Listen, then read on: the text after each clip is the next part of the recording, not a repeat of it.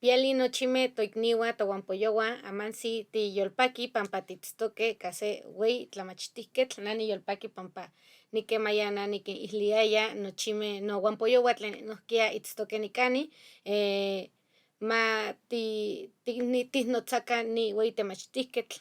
Bueno, pues estoy muy contenta de estar aquí con la maestra Erika. Voy a pasar a presentarla. Ella nació en la Ciudad de México, originaria del pueblo San Antonio Tecomitl, alcaldía Milpa Alta, hija de padre originario de la ciudad y madre tlaxcalteca. Su familia, tanto materna como paterna, le han brindado un gran sentido de pertenencia y arraigo a su pueblo. Egresada de la Universidad Pedagógica Nacional de la licenciatura en Educación Preescolar, desde la práctica docente ha realizado trabajo comunitario participando en el programa de educación inicial de la SEP y como facilitadora del programa Permanencia Escolar de la ANTE-CEDEREC participa en grupos culturales de Milpalta, los cuales se encargan de promover la revitalización de la lengua náhuatl, la vestimenta tradicional, la gastronomía local y las técnicas de elaboración textiles. Tlachihuani, entre creadores.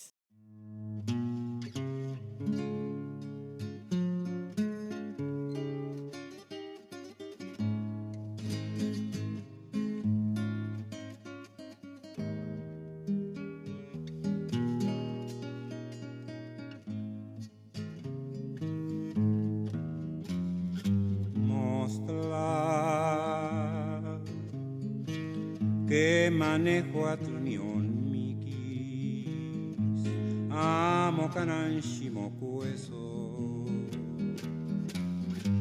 nikan,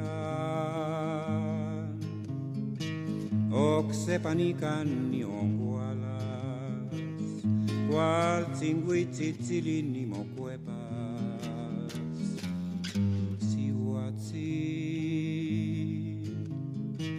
queman Ticonitas donatiu y camoyoloshi ompaki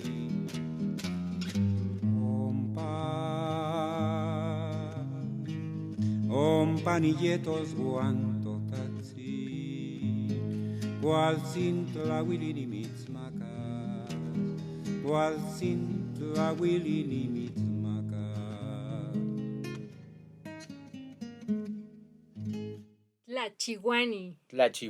Tlachihuani, entre creadores.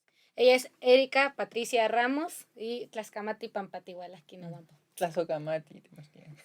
Muchas gracias a ti, maestra. Gracias por la invitación. Yo también estoy muy contenta de estar aquí compartiendo con ustedes la información que tengan que rescatar de la labor que hacemos desde la comunidad. Y pues les agradezco mucho. Te agradezco primeramente a ti y a todos los que nos ven en este momento. Muchas gracias. Pues, bueno, este episodio aquí le pusimos de la Ciudad de México a la Ciudad de México. Para quienes nos escuchan desde otros lugares e incluso desde aquí, desde nuestra propia Ciudad de México, pues como sabemos o deberíamos saber, porque bueno, muchas veces la educación, pues tú más me dirás, pues la educación básica como que nos nubla la vista de que nos hace pensar, o eso me pasó a mí, que los pueblos originarios o las comunidades indígenas están lejos, ¿no? Están allí en un pueblo, están en las montañas, o donde están las pirámides, no sé, ¿no? Como esta figura del indígena prehispánico. Pero aquí en la Ciudad de México, pues todavía tenemos pueblos originarios, pero también tenemos comunidades indígenas y muchas de ellas, pues, radican específicamente en Milpalta, que sí son originarias de ahí. Entonces, bueno, ¿tiene algún nombre así como tal la demarcación territorial de Milpalta? Sí, claro que sí. Milpalta ya es un nombre que se da en la colonia, en este proceso de la evangelización. Por la cantidad de maíz que se sembraba, pues se le domina que eran en lugar de las milpas altas, ¿no? Pero anteriormente, pues era Malacaxtepec Momoxco. ¿Por qué? Porque pues, es como el centro está rodeado de altares, ¿no? Entonces así se conoce su nombre original, pues Malacaxtepec Momoxco. Ya existían pueblos como Tecomic, así está en algunos mapas, que es pues ahora en la actual administración geográfica, digámoslo así, pertenece a la alcaldía de Milpalta, pero pues igual es un pueblo originario desde antes del periodo de conquista. Por algunos procesos históricos pues queda fuera de lo que es el reparto de tierras comunales, pero sí pues quienes somos originarios de ahí pues conocemos la historia y tratamos de difundirla, de no perder esa raíz, porque justamente en la actualidad San Antonio Tecomil es el pueblo más grande de la alcaldía Milpalta, incluso más grande que la alcaldía en cuanto a densidad demográfica. En la cantidad de población pues es mucho mayor la de San Antonio Tecomil a la de otros pueblos, incluso a la de la misma alcaldía. Ha tenido mucho esta parte de recibir a personas, a familias de otras comunidades que han ido a asentarse allá en el pueblo. Entonces lo que le da también una característica de tener múltiples culturas, ¿no? De que múltiples culturas convivamos también ahí en el pueblo. Y los originarios pues nos tratamos de compartir pues lo que se hace dentro del pueblo. En cuestión de la lengua, pues hay muchos esfuerzos, por ahí, celulitas que andamos haciendo trabajo comunitario, no solamente en el pueblo de San Antonio Tecomil, sobre todo Santana Tlacotenco es un pueblo muy activo en la parte del fortalecimiento de la lengua náhuatl, y otros pueblos como San Pablo Ostotepec, San Lorenzo Tlacoyucan, la misma Villa Milpalta, pues hay maestros que están cada quien como desde su trinchera, desde sus dinámicas, ¿no? Porque no todos de repente tienen la formación pedagógica, pero sí mucho la intención de que la lengua siga viva, ¿no? En esos pueblos. Y sí, justo lo que comentas, maestra, es así como a veces Milpalta queda excluida, digámoslo así, del ideario de lo que es la Ciudad de México, porque sí queda muy al sur oriente de la Ciudad de México, muy pocos habitantes de la ciudad, por ejemplo, el centro, a veces nos confunden, ¿no? Si somos parte de la ciudad o somos Sí, ya como de otro Morelos, estado, ¿no? Pero sí viven ahí, los pueblos viven ahí, como en otras comunidades de Tlalpan, Tláhuac, Xochimilco, Álvaro Obregón, Coajimalpa, pues seguimos existiendo, ¿no? Seguimos resistiendo. Este, Algunos sí todavía con la lengua, otros en otro tipo de prácticas, de costumbres, de tradición, de la celebración de sus festividades, de sus ciclos agrícolas. Entonces, pues por ahí andamos. muy bien, pues, ¿y qué significa Malacaxtepec Momoxco? Ajá, es el lugar rodeado de altares, ¿no? Que es como el hay varias versiones. El que más se acepta es ese, ¿no? Que es Como un malacate. ajá, rodeado de altares, porque justo está así Villa Milpalta y los pueblos que la circundan, ¿no? Entonces son más altos, excepto Tecomil, que justo queda como en el valle, pero los demás sí rodean lo que es el centro, que es Villa Milpalta actualmente. Ah, muy bien. Pues sí, es importante pues para nuestro público que habla diferentes lenguas y pues actualmente como lo menciona la maestra Erika, ya no solo está como el pueblo originario náhuatl, sino que también ya han llegado a asentamientos de otros pueblos indígenas de otras partes de México, ¿no? Sí. Ahí en Tecomil tenemos mucha población, quizás no tan organizada como en algunas colonias del centro, pero sí tenemos hablantes de otras lenguas, de mazateco, totonaco, mixteco, náhuatl de otras regiones que van a trabajar justo a Milpalta. Entonces, hay ya, así como en la Ciudad de México es un gran ejemplo de pluriculturalidad, yo creo que en todas las demarcaciones, las alcaldías, existe, Milpalta no es la excepción. Aunque existimos pueblos originarios, también están presentes las comunidades indígenas residentes. Y bueno, entonces, ¿cómo ha influido en tu trayectoria y en tu quehacer ahora como docente, como profesional en la educación, pero también en la cultura? ¿Cómo ha impactado todos estos tus orígenes de lo que nos estás platicando en lo que ahora haces y lo que has hecho? Bueno, yo a lo mejor no desde siempre, porque desde niña no le daba la importancia que ahora le doy, pero sin tener esa noción, mis padres, mi abuela materna, de hecho, ella es originaria de San José Teacalco, de Tlaxcala, del pueblo de Tlaxcala, en el municipio de Zompantepec. Ella migra a la ciudad por cuestiones de mejorar su calidad de vida. Viene a trabajar a la Ciudad de México y hubo periodos en los que mi crianza fue como compartida. Mi primera infancia me la pasé con los abuelos paternos debido a que mis padres trabajaban. Ya, digamos, después de los 6, 7 años, estuve ya con mi abuela materna, que todavía me tocaba escuchar ese náhuatl mezclado con el español, el náhuatl mochito. Recuerdo mucho algunas frases que ella me decía y que yo trataba de entender, ¿no?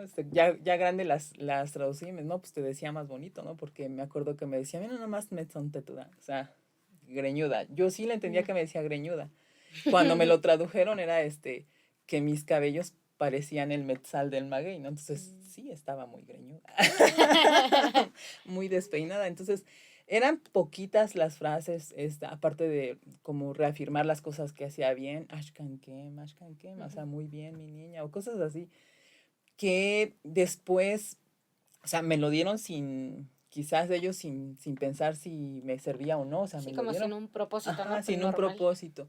Entonces, en la primaria no nos daban las clases en lengua, todo era en español o castellano, pero tuve la oportunidad de, en algunos grados, compartir, bueno, que el maestro Teucli, recientemente fallecido el año pasado, se propusiera dar a los niños de Milpalta tallercitos en la lengua náhuatl, ¿no? Entonces ahí fue como mi primer contacto con la lengua, lo hacía a través de canciones, a través del juego, y fue como ese mi primer acercamiento a la lengua, lo que me parecía como muy familiar porque aunque mi abuela no hablaba completamente el agua, lo que aprendía con el maestro Teucli reafirmaba, ¿no? O sea, no solamente la lengua, sino el pensamiento, ¿no? O sea, cómo ese respeto a la naturaleza, al trabajo, a la equidad, que ahora a veces malentendemos se ve o se estigmatiza a las comunidades indígenas como con pensamientos machistas y no era cierto, ¿no? O sea, bueno, yo no lo veía así porque cada parte tenía su función y todas las funciones eran importantes, ¿no? O sea, y era cumplir con esa función. Claro. ¿No? Entonces no solamente era aprender la lengua, sino reafirmar lo que ya iba conociendo de parte de mi abuela en cuanto a la forma de pensamiento, ¿no? De cómo nos relacionamos todos y cómo pues, es importante brindar ese respeto a los elementos de la naturaleza. Sí, además que da la casualidad que pues la variante creo que de náhuatl de Tlaxcala y la variante del náhuatl o macehualcopa de Milpalta pues son similares, Sí, ¿no? son muy similares, en cuanto a la pronunciación. Si nos metemos a la cuestión de la escritura, pues, andan ahí Bueno, cortando sí. cabezas, pero siempre es un tema ahí porque justo en esos procesos de aprendizaje, la oralidad, es difícil aprender la lengua a través de la oralidad en estos tiempos porque ya son pocos los espacios en los que se puede hacer uso de la lengua, exclusivamente la lengua, ¿no? Yo lo observo allá en Milpalta, es muy difícil, es así como exclusivo de eventos muy, muy culturales en los que se invitan a los maestros nahuatlantes a compartir unas palabras, quizás el saludo y nada más, ¿no? Pero en realidad, o sea, la misma gente en los pueblos ya no se saluda en la lengua. Digamos, el lugar de resistencia más importante es Santana Tlacotenco porque en la festividad anual de la Señora Santana, que es su santa patrona, todas las actividades, pues la lengua está presente en las danzas, ¿no? En los cantos que se hacen a la Virgen, pues hay versos en la lengua náhuatl que los niños aprenden para festejar, ¿no? Para ese día de fiesta. Incluso los responsables de la Academia de la Lengua Náhuatl, que están allá justo en Santana Tlacotenco, se encargan de organizar un encuentro de nahuatlantes, no solamente de allá de Tlacotenco, sino que lleguen hablantes de náhuatl de otras regiones como de Veracruz, de Puebla, de Morelos, ¿no? Que también por ahí las variantes de Morelos, de Cuentepec, sí Ujú. son muy, muy Sí, muy parecidas similares. a las que usan todavía algunos hablantes de Milpalta, porque es un náhuatl muy, muy clásico, ¿no? De algunas palabras, y muy reverencial, ¿no? O sea, Sí. es muy común escuchar en ellos en las terminaciones sintli, ¿no? Porque todo es chiquito, todo es bonito, todo es como de mucho respeto. Entonces son ya en otras variantes, por ejemplo, Veracruz, Puebla, pues ya no están, es como un náhuatl más práctico, o sea, más de que entiendan lo que quiero y algunas palabras incluso creo que ya no se utilizan, ¿no? A veces en el trabajo que realizamos aquí en, de manera formal, compartiendo con otros traductores de la lengua náhuatl, pues ya incluso son más cortas las palabras de un náhuatl más, o sea, que quizás eso le ha llevado a resistir más, o sea, más vivamente, y el náhuatl de Milpalta lamentablemente sí lo veo cada vez como más restringido, pero es justo por eso, porque quizás no hemos encontrado o no han encontrado la estrategia adecuada de la transmisión cuando se llega a que la escritura puede ser una estrategia, pues ahí empiezan las diferencias, ¿no? Y entonces, para nosotros, bueno, para mí personalmente como hablante, o sea, soy hablante del náhuatl, pero en segunda lengua siempre me genera esa inseguridad de si lo estoy haciendo bien, lo estoy haciendo bien por la persona que me lo enseñó, es la que me entiende, pero si otra persona ve cómo lo escribo, incluso en la pronunciación, ¿no? Entonces, hay observaciones, ¿no? Entonces, es para el que es hablante de alguna lengua indígena como segunda lengua, siempre, creo yo, siempre vamos a tener esa inseguridad de lo estoy haciendo bien o, o alguien tiene que corregirme, ¿no? Sí, y bueno, o sea, sí será igual tu segunda lengua, pero de alguna manera, o bueno, no de alguna manera, es lengua pues hereditaria, ¿no? Porque pues tú lo traes y si bien es nuestra segunda lengua por los mismos procesos históricos que la desplazaron y luego hay un corte en la transmisión intergeneracional que mencionas, pues sí sigue siendo tu lengua y pues sí son varios temas muy importantes que mencionas, por ejemplo, justo el proceso, o sea, las variantes lingüísticas no solo son, como mencionas, pues de región, ¿no? Son temporales, son geográficas, entonces no es la mismo náhuatl que hablamos nosotros, el que habla nuestra bisabuela o habla nuestra abuela. Entonces, sí, cómo se dan los procesos y pues mismo Milpalta pues no está rodeado de otras como culturas que no sean náhuatl, ¿no? Justamente esa es su riqueza y que arraiga, ¿no? Lo que se llama el náhuatl clásico, que es como el más, digamos, difundido incluso en la escritura. Y en otras regiones, por ejemplo en la mía, pues se combina el náhuatl con el tenec, ¿no? O Ujú. retomamos palabras del tepehua o incluso del otomí o cosas así, porque estamos rodeados de otras lenguas, porque el proceso por el que llegó el náhuatl fue otro, ¿no? No Ujú. es que habláramos náhuatl desde el principio. Y bueno, eso enriquece, pero sí justo hacen falta como estas estrategias que justamente son nuestro derecho y la Secretaría de Educación Pública, la también la Dirección General de Educación Indígena pues debería de retomar en contexto y no solamente hablarle a las personas que hablan todavía la lengua el día de un evento cultural o el día que es el día del el mal llamado Día de la Raza o el día, ya saben, ¿no? Luego solo Día existimos, Internacional de la Lengua Materna. exacto, el 9 de agosto y el 21 de febrero es cuando, ahí sí todos, pero ya el resto del año, pues no. Bueno, pues seguimos aquí en conversación con la maestra Erika y somos Tlachihuani, entre creadores. Tlachihuani, Tlachihuani, entre entre creadores. creadores.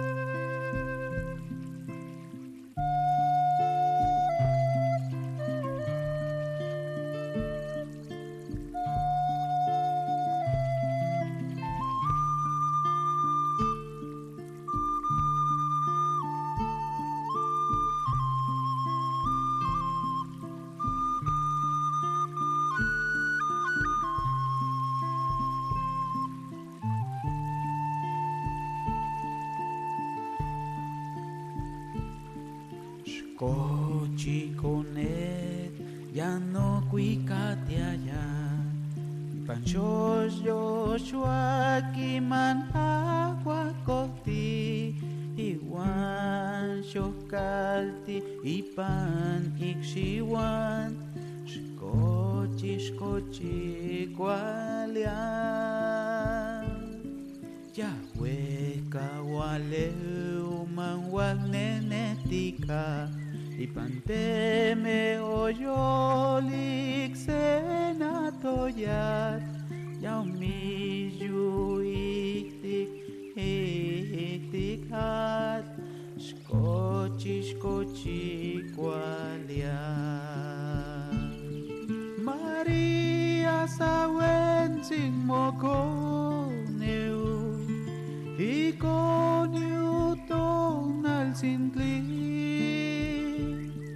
Manishkot la machilisli Yang kisapan tepet Maniyotis yaha Momawanong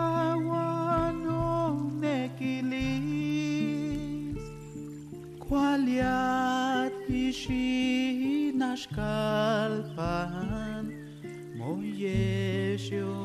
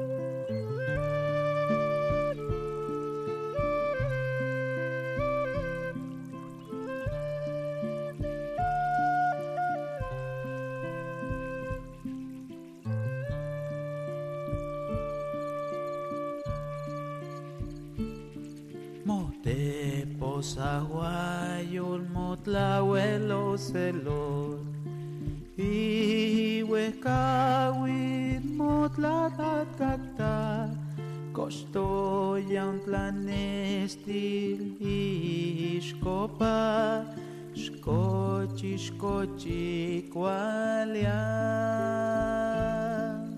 Shweyia con el manco actitlachas Io viutlalis ian mispan Neshti se kaotinegnen Shweya kwalian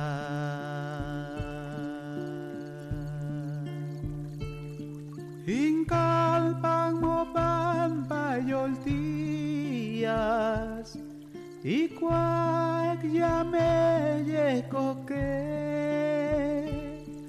Tati motlanamiti Shokonias nemilistli Maria sawen sin mokoneu Kwali o weyiak Moto miuteo kuitlat kata Yang nochi metes la pacho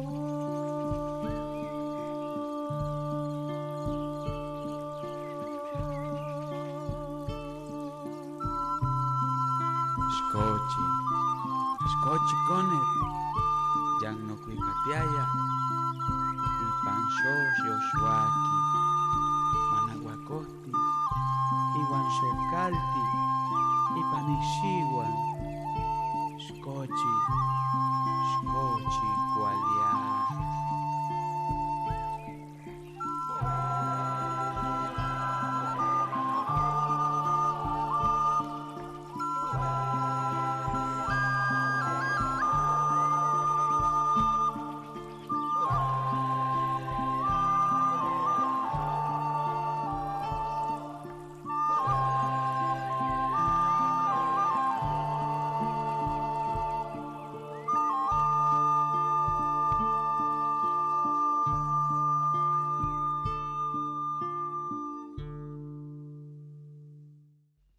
Sí, Matiyaya.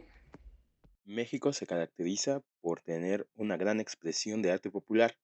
Como parte de la tradición cultural del pueblo, las artesanías representan la identidad comunitaria que pasa de padres a hijos, del maestro al aprendiz, y son hechas por procesos manuales, auxiliados por implementos rudimentarios que aligeran ciertas tareas.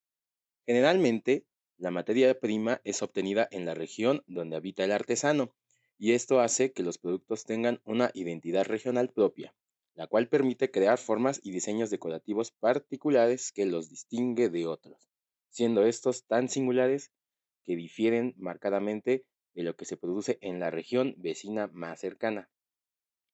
La artesanía se crea como producto, duradero o efímero, cuya función original está determinada en el nivel social y cultural.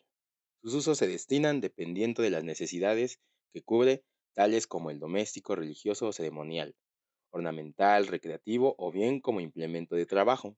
Podríamos decir que en buena medida el arte popular convirtió al ser humano en un ser cultural.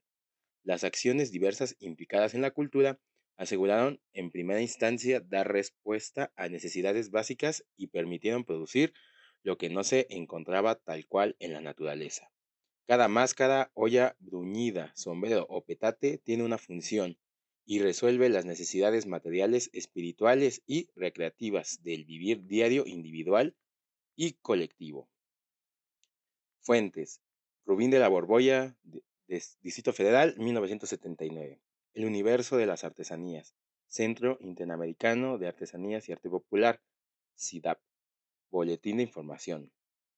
Fondo Nacional para el Fomento de las Artesanías, FONAR, 2009. Manual de Diferenciación entre Artesanía y Manualidad. Secretaría de Desarrollo Social, México.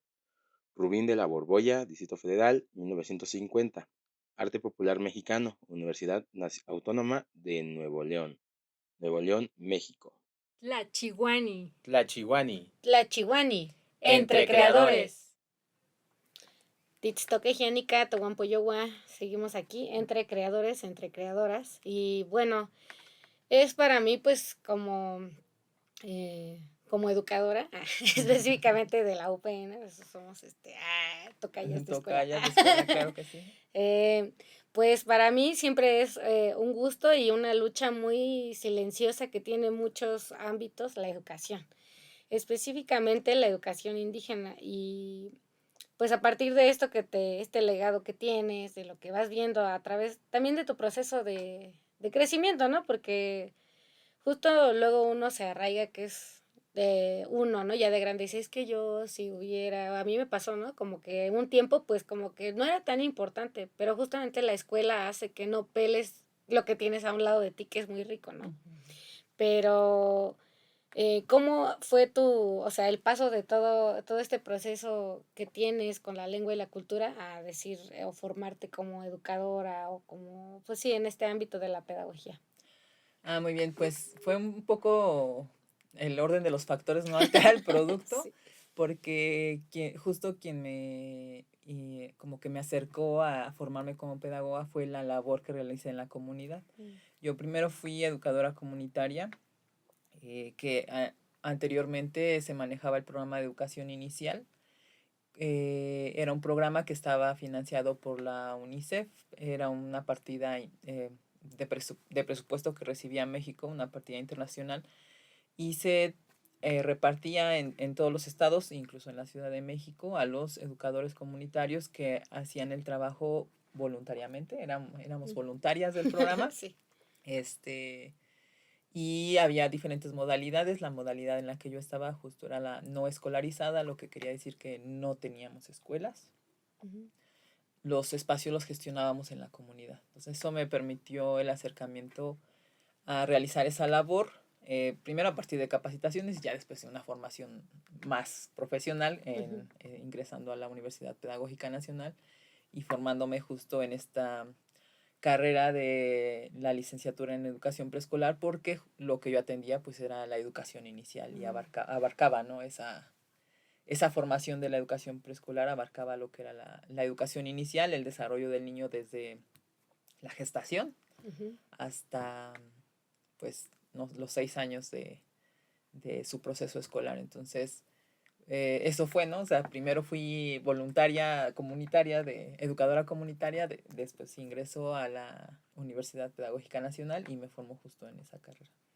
Muy bien, pues eso es muy interesante también porque justo los procesos educativos o lo que la mayoría, yo no sé, nuestra audiencia, pues piensa en educación como que luego viene a la mente un salón de clases, un pizarrón y pues realmente en nuestras comunidades, y es algo que retomo mucho porque a mí se me hace siempre muy importante mencionarlo, que si bien no tenemos planes, programas de estudio, no está como tal un currículum ahí, no está sistematizado, la verdad es que todo el conocimiento de nuestros pueblos está organizado y viene por etapas, ¿no? Claro. Justamente, o sea, tiene edades, hay roles,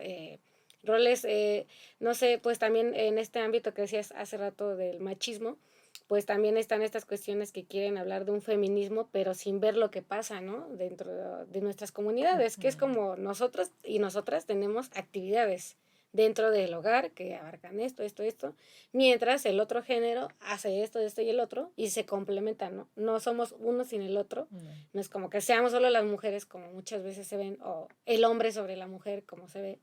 Entonces, pues esto supongo que te dio todavía más herramientas que la escuela no da. O sea, realmente justo mucho del ámbito de estudiar la pedagogía se enfoca en pues estos espacios escolarizados Ujú. y totalmente se invisibiliza todos los procesos que realmente tienen mucho tiempo haciéndose y que gracias a esos procesos es que la cultura sigue viva, que la lengua sigue viva y de hecho al contrario, la escuela ha desplazado un poco esas prácticas, ¿no? ¿Cómo es que ahora, por ejemplo, digamos de este trabajo comunitario y luego estudiar y ejercer tu profesión, cómo haces como un engranaje entre tu cultura y digamos tu licenciatura? Porque no es educación preescolar indígena, ¿no? Solo educación Solo educación. Bueno, preescolar. trabajábamos educación inicial y la licenciatura es educación preescolar. Ujú, No lleva ese sesgo de la educación indígena. ujú, Sin embargo, desde el trabajo comunitario sí se tiene que considerar los contextos en los que se da esa ayuda, ¿no? Porque nosotros en ese tiempo, pues, éramos educadoras comunitarias en un voluntariado, pero en realidad, como agentes educativos, más bien somos facilitadoras, porque o sea, no se puede negar que todas las personas ya traen un bagaje de conocimientos y que el generar los espacios para compartir sus procesos de enseñanza en las diferentes etapas de sus hijos, pues enriquece unas a otras. Entonces nosotros éramos simplemente el instrumento para que ellas pudieran compartir y a veces en ese compartir unas y otras se enriquecían, ¿no? Y ya cada una a través de su criterio determinaba qué le parecía mejor de esos procesos. Había cosas muy formales que sí teníamos que dar como casi como receta, pero la mayoría pues era algo muy flexible. Digo como receta hablar de la alimentación en el primer año de vida, ¿no? Entonces, el cómo prevenir enfermedades o cómo prevenir accidentes, pues son cuestiones muy sí, como receta, porque sí hay cosas que los niños deben de consumir, pero pues la dieta de los niños igual se va enriqueciendo con lo que tienen cerca, ¿no? sí, Con lo que pues, no voy a pedirle a los niños que quizás prueben el kiwi si en México no se sí, siembran los kiwis, ¿no? Entonces, pero sí tendrían que saber que pues deben de comer frutas, verduras, cereales y que el proceso de ablactación lleva un cierto proceso de que primero las verduras sin sal y sin grasa y cosas sí, así. Pero ellas mismas, cuando generábamos estos espacios, ya decían, no, pues yo le hice así, ¿no? Con mi primer hijo y me funcionó. Y la otra decía, no, pues yo le hice así, o mi mamá me dijo así. Entonces, estos espacios, pues eran espacios de enriquecimiento mutuo, ¿no? Porque también como facilitadora, incluso como docente ya profesional, pues no tenemos todas las respuestas, ¿no? claro. Todos los procesos son diferentes y hay que estar muy atentos o muy atentas como madres en esos procesos de educación, cómo le vamos ajustando, porque los niños no son por receta, ¿no? O sea, que le pongas 2 de estas y 3 de estas y te va a salir igual, ¿no? Entonces, hay que analizar varios factores, ¿no? Entonces, el hecho de que ellas tuvieran esa oportunidad de decir, a mí me está pasando esto, me siento así, no sé qué más hacer con mi hijo si tiene este tipo de manifestaciones ya en cuestión de como esa parte de la regulación emocional, pues era un tema importante. Que se complemente una y otra, definitivamente. O sea, no podemos hacernos todo en todo lo que diga la escuela y dejar de lado lo que yo ya aprendí en casa, ¿no? Porque a veces lo que nos enseña la escuela no tiene nada que ver con la realidad, ¿no? O la realidad de nuestras comunidades. A veces el formarte en una profesión, muchos de los temas o de los objetivos que se plantean pues, son en circunstancias óptimas o ideales, ¿no? Que todos deberíamos tener, pero que en realidad muy pocas veces se dan. Entonces, no quiere decir que las comunidades estén en desventaja, simplemente sus contextos son diferentes y hay que aprovecharlos todos, ¿no? Entonces, sí era como muy, a veces recurrente en esta parte de hay que enriquecer los procesos de aprendizaje de los niños, pero primero tenemos que conocerlo cerquita para Claro. podernos ir a lo lejos, ¿no? Entonces, si conocemos perfecto bien lo que es cerca y todo lo que cuesta mantenerlo así, bueno, vamos a poder ir a otros lados y también valorar los procesos de otras personas, de otros contextos, sin descuidar lo nuestro, ¿no? Entonces, Sí, y pues se ha dado, por ejemplo, pues, yo creo que en muchos lados, pero en Milpalta he visto que se ha intentado, bueno, no se ha intentado, sino que se ha hecho como que a partir de las danzas y de las propias tradiciones, meter las prácticas a la escuela para retomar justamente estas cuestiones del contexto. ¿Tú qué has visto? ¿Cómo crees que eso impacta, por ejemplo, en estas nuevas generaciones que pues no es lo mismo de cuando nosotras estábamos más pequeñas, como ahora? ¿Cómo ves este nuevo contexto de introducir las tradiciones a la escuela o la escuela las deja fuera o cómo está haciendo ahora? es complejo. Allá en Milpalta, sobre todo con este nuevo modelo de la escuela mexicana, Sí. sí es el trabajo pendiente de los maestros es quizás que esas prácticas se conozcan desde la escuela, ¿no? Desde la escuela. Hubo un cierto periodo, yo misma en mi proceso reconozco que había compañeros que lo que a mí me gusta decían, no, tú estás loca, o sea, ¿para qué haces, para qué aprendes eso? Eso ya no sirve. Aprende cosas más tecnológicas o más internacionales, ¿no? Te sirve más el inglés o el francés Ujú, que claro. conocer cómo se hace una punta de cruz y lo que significa, ¿no? O aprenderte una canción en la lengua náhuatl. Entonces, sí sí hay cierta ruptura entre generación y generación. Los mismos hablantes de la lengua náhuatl que ahora ya son adultos mayores, a veces pienso quizás no daban el valor a lo propio, a lo cercano, a lo natural. La mayoría aspiraba o pensaba que lo mejor que podían hacer es preparar a sus hijos para que se fueran del pueblo, ¿no? Para Ujú. que fueran profesionistas en otros espacios y entonces eso les produjo pues el abandono no solamente de la lengua, ¿no? Sino de la tierra, de las prácticas, de la relación con esa tierra, ¿no? Entonces que no solamente es la agricultura, sino justamente el poder replicar todos los usos y costumbres incluso en las festividades, ¿no? Entonces es difícil, pero ahora con la nueva escuela mexicana se está implementando. Reconozco el trabajo destacado, por ejemplo, de la escuela primaria Tlacuilo. Es una escuela primaria de jornada ampliada o de tiempo completo, si no mal recuerdo, Ujú. del cual tengo el honor de compartir la amistad con la directora, la maestra Dora Lilia Lagarde. Entonces, ella, y me imagino que no es la única, ha de haber otras escuelas, pero o sea, la que ubico perfectamente es a ella. Dentro de sus actividades, digamos, extraescolares que siguen siendo de la escuela porque están justo en ese horario completo, pues les da talleres de la lengua náhuatl a los niños. Entonces es una de las pocas escuelas que el día lunes que se hacen honores a la bandera, todos los niños de la escuela Tlacuilo pueden cantar el himno nacional en náhuatl, saben el significado, qué significa Tlacotenco, son capaces de quizás decir un poema en la lengua, presentarse en la lengua. Entonces es como de la escuela que yo ubico, que en cuestión de esa fortalecimiento de la lengua náhuatl, pues ha hecho una tarea como más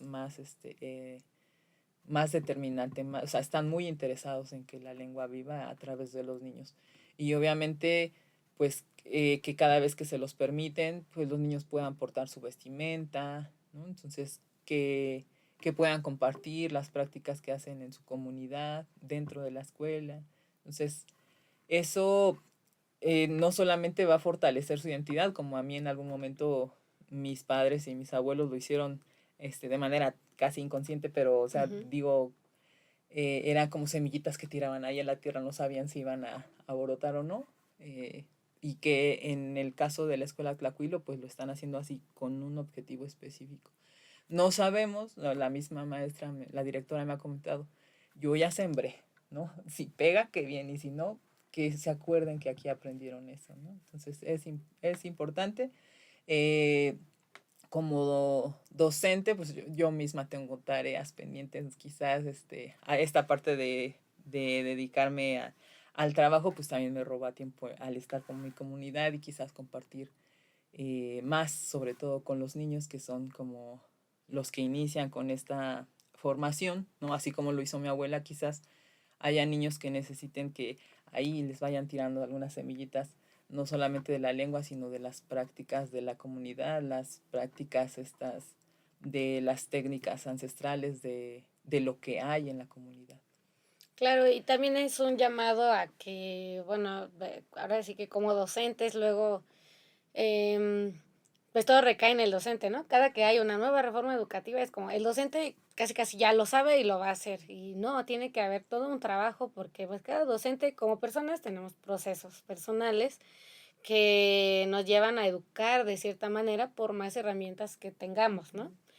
Y pero también del otro lado, está como así que la reforma, luego, como, la SEP, luego la dirección, y luego ya directamente hacia ti, ¿no? Y los programas educativos, el currículum.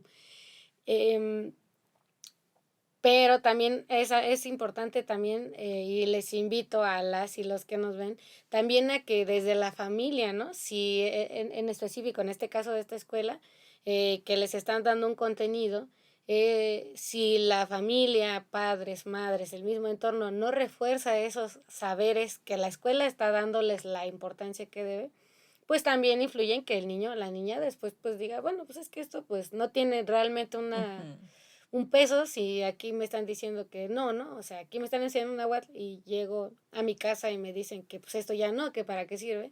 Entonces también es un llamado a la sociedad en general, así como somos tíos, tías, mamás, también somos hijos, pues entonces demos este otro refuerzo, ¿no? Porque vuelvo a lo mismo, la educación no solamente se da en el salón de clases, sino todo lo que ocurre afuera, que es lo que pues no vemos todo el tiempo, pues más los niños y las niñas están aprendiendo.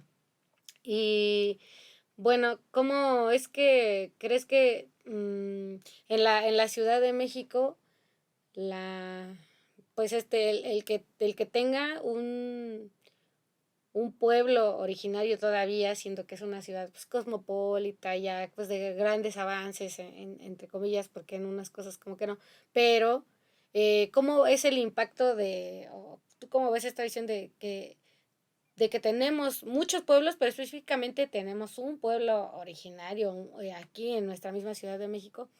¿Cómo es el impacto? ¿Cómo crees que es esta relación ciudad-pueblo tan cercana y arraigada? Pues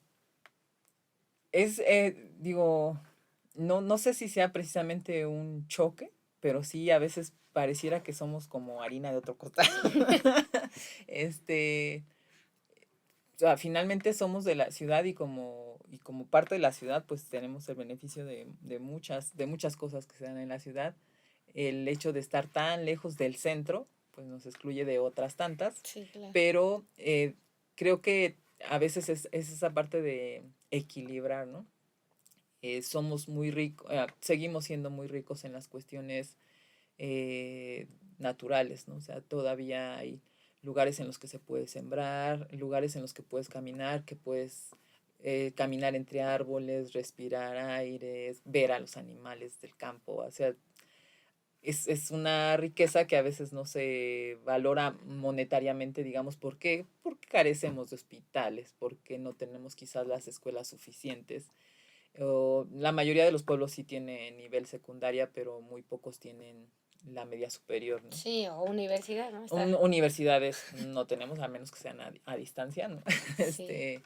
No contamos con universidades, entonces a veces esa es como pareciera que es el costo, ¿no? El costo de seguir manteniendo el territorio y las ventajas de vivir cerca de la naturaleza, pues es excluirnos justo de los otros servicios, ¿no? Y a veces estas personas que tienen todos los servicios, ¿no? Las que están en el centro, que a la mano tienen pues las vías de comunicación, las que quieran, ¿no? Para ir a donde quieran. A nosotros a veces una fiesta de un pueblo, pues nos cierra, Sí, ya nos no cierra el paso llegué, y ya no. ya no llegué. O me paso el pueblito caminando para seguir el camino a donde sigue, o de plano ya no llego a donde tenía que llegar.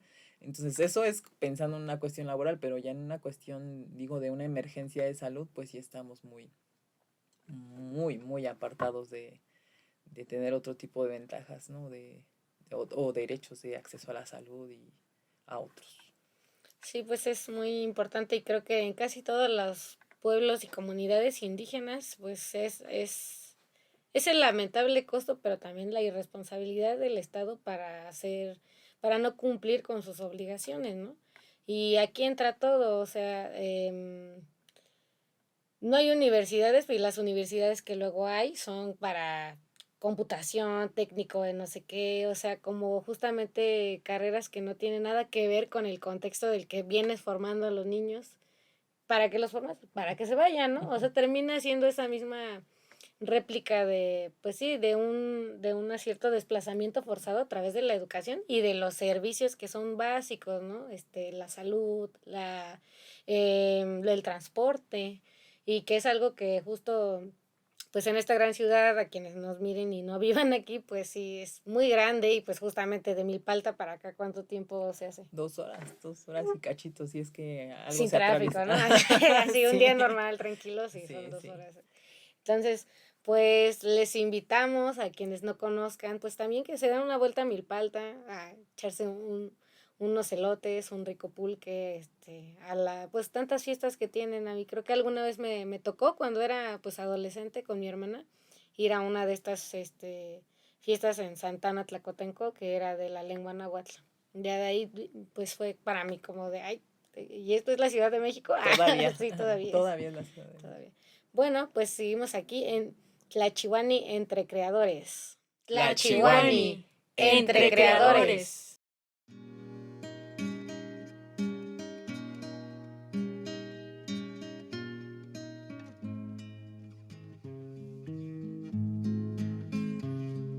Te huay nuiste lolo guanin hueso, nene cagualchoca y camotlazotti, ninoita intes capanabunos allá, y pia in moyahuicahui unicuesoki, manamo mitzil namikinik chuki, nuchipanik milia kain guapan. O kachini kochne kitleni salo Iskiyatleni kmachia motikatki Keskinik nekiskiai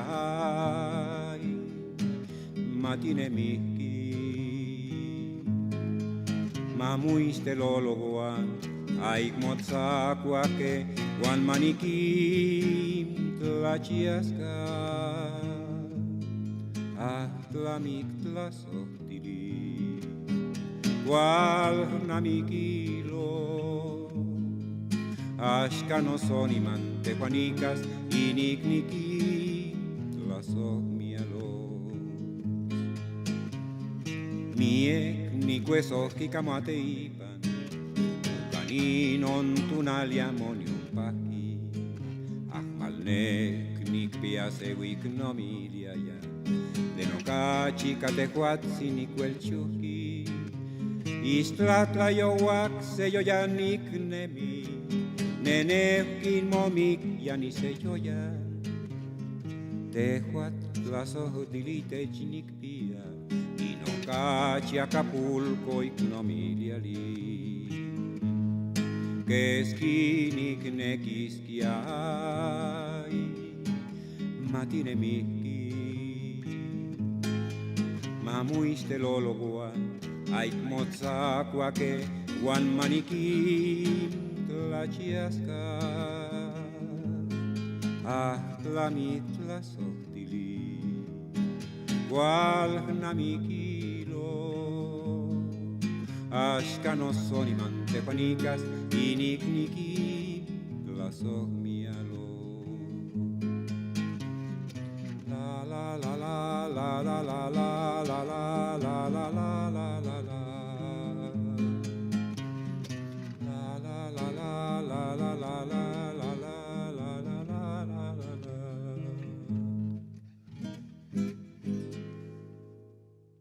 Tlachihuani, entre creadores.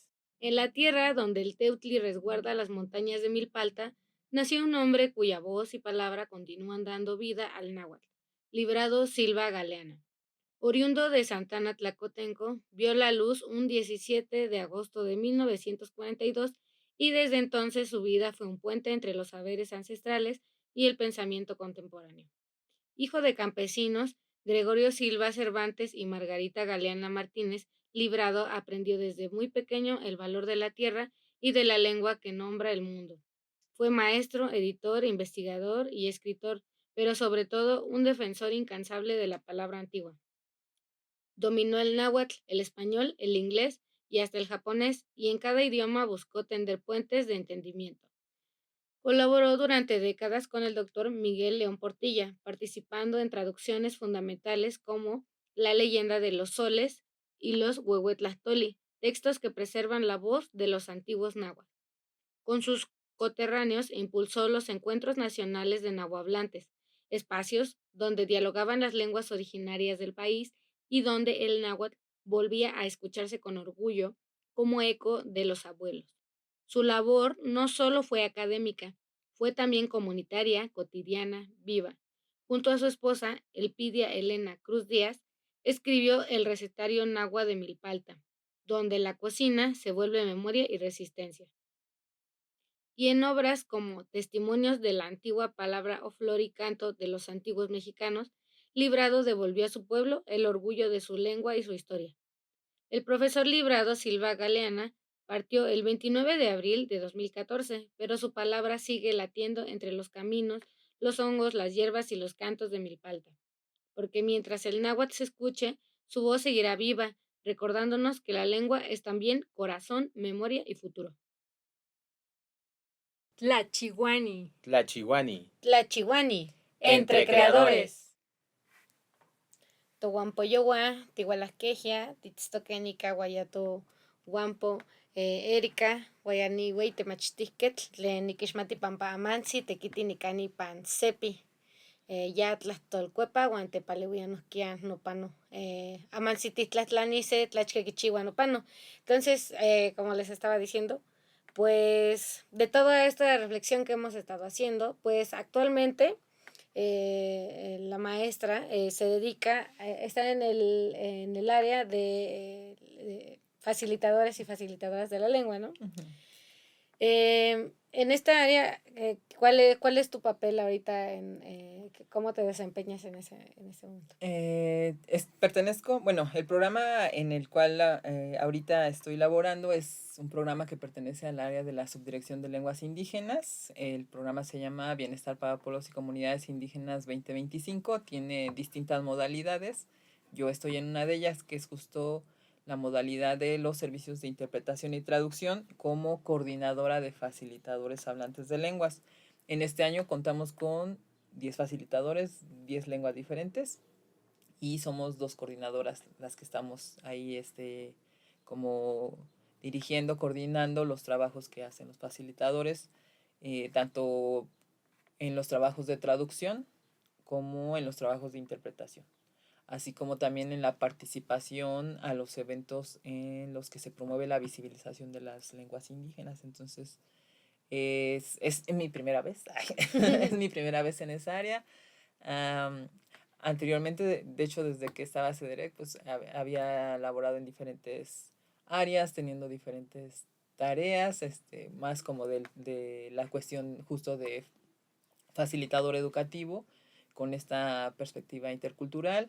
Y últimamente, antes de tener este encargo, pues más como en términos administrativos, ¿no? En apoyo a otras áreas como de la asesoría y cosas así.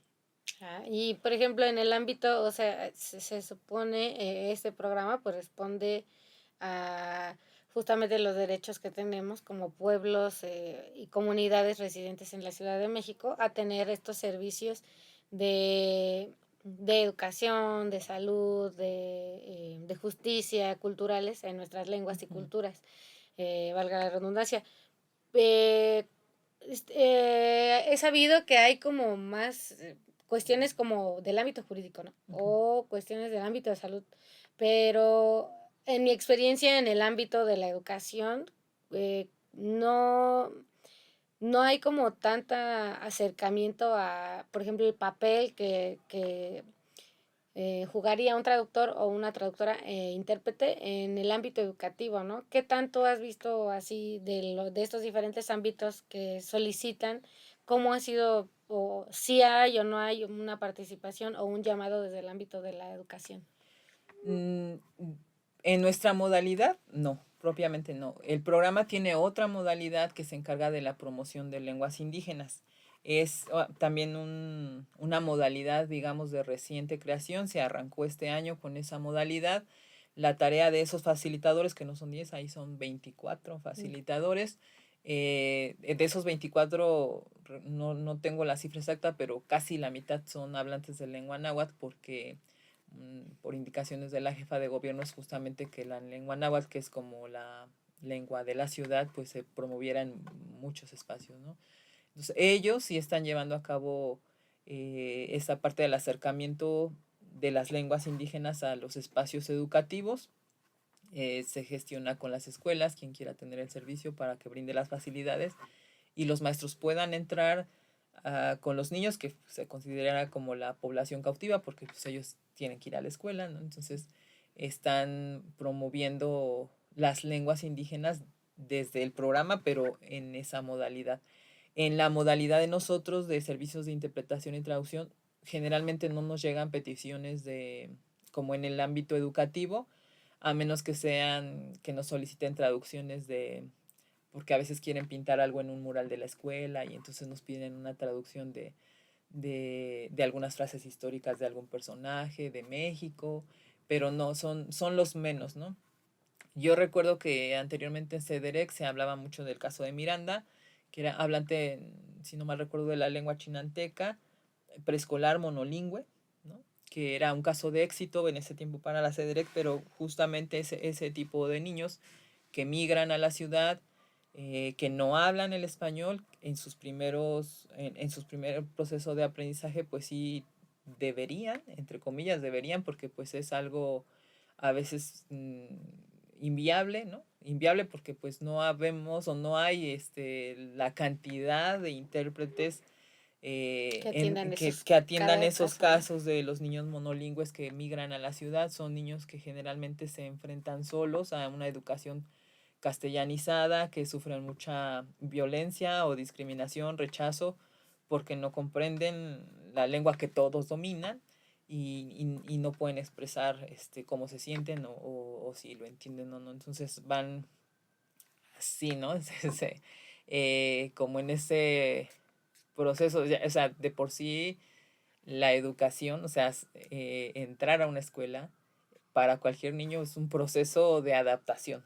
Para un niño que no sabe hablar español en un contexto en el que todos dominan el español, pues es traumático, ¿no? Traumático. Entonces, por eso se hablaba mucho de ese caso de esta niña Miranda, pero pues era como la aguja en el pajar porque pues no se cuenta, esa es la realidad, no se cuenta con la cantidad de intérpretes que se deberían tener para justo los niños que migran de los estados y que son monolingües, vienen monolingües de cualquier lengua de materna, de origen que tengan de lengua indígena.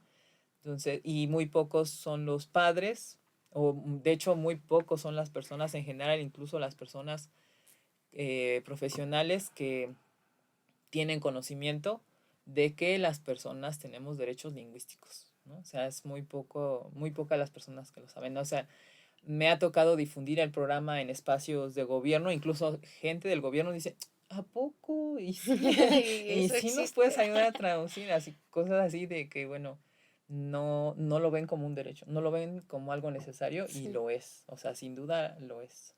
Sí, claro. Y bueno, pues para nuestro público, aquí, ¿cómo podemos encontrar este programa social? ¿De qué dependencia es o si hay algún contacto? Claro que sí. Bueno, los servicios de interpretación y traducción son parte del programa Bienestar para Pueblos y Comunidades Indígenas 2025. Es un programa de la Secretaría de Pueblos y Barrios Originarios y Comunidades Indígenas Residentes, en el cual nos pueden solicitar servicios de interpretación y traducción. Generalmente los servicios de interpretación que nos solicitan van encaminados a justo al acceso del derecho de salud y de justicia, ¿no? Muy poquitos de la educación, pero pues también se pueden solicitar. Hay el teléfono de la CEPI, 55 1102 6500, extensión 6526, ahí pueden solicitar información, y también a la extensión 6575. Estamos para servirles, esperamos apoyarlos. Hacemos también trabajos coordinados interinstitucionalmente cuando se pretende como llegar a más gente con esta difusión o visibilización de las lenguas indígenas en la Ciudad de México. Muy bien, pues los números van a aparecer aquí en la pantalla. Y pues nada, Tojuanti Timitzlascamatilia Miak, Erika Ramos, Pampatihualaki Nicani, Guantechcamahui, Guantechili, Nochitlen Tatichiwa, Camotequitl, Camotlatol, Camonelguayo, Tlascamatimiak Noguampo. Y bueno, pues también muy agradecidas. Yo creo que nuestra audiencia pues quiere saber, yo creo, un poco más, pero también pueden encontrarla, como dijo, en este programa social y que está aquí en la Secretaría de Pueblos y Barrios y Comunidades Indígenas Residentes en la Ciudad de México, aquí en la CEPI. Así que, bueno, pues nosotros y nosotras fuimos la Chihuani y estamos muy contentas en este gran episodio. Pues muchas gracias. Hasta la próxima y hasta la próxima. Y totas que no.